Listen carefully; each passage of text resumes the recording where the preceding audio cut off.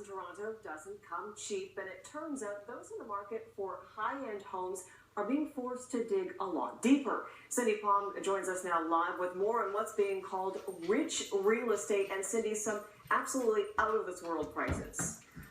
Very rich real estate indeed. In fact, the house behind us is the most expensive one listed in Toronto right now. Went up last week. It is $28 million. Now, Christie's, the international real estate company, has said that Toronto is the top market for luxury real estate. But when it talks about luxury, though, it's not exactly talking about this type of home.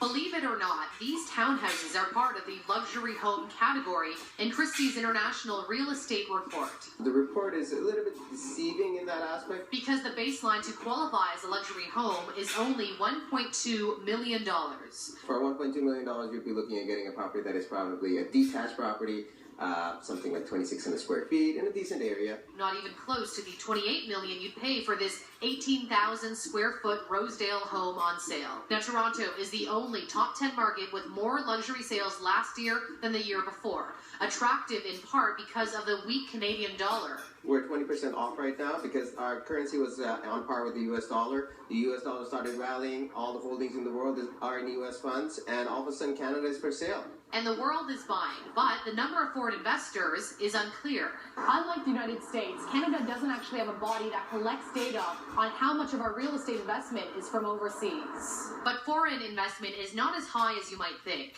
This Canada Mortgage and Housing Survey from last fall found 2.4% of real estate is bought by those overseas. It seems to be more focused on the condominium market than it is in the single-family home market. And if you look at pricing trends for condominiums, they're pretty flat. So if there's any foreign influence on the market, it certainly isn't showing up in the pricing data. Whether it's a condo or a house, the best time to sell is this month, according to data analyzed by the brokerage firm, the Red Pin.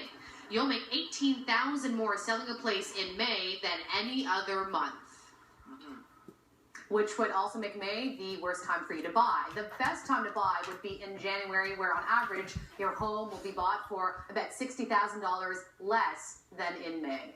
Crystal? All right, Cindy Palm reporting live for us tonight. Thank you, Cindy.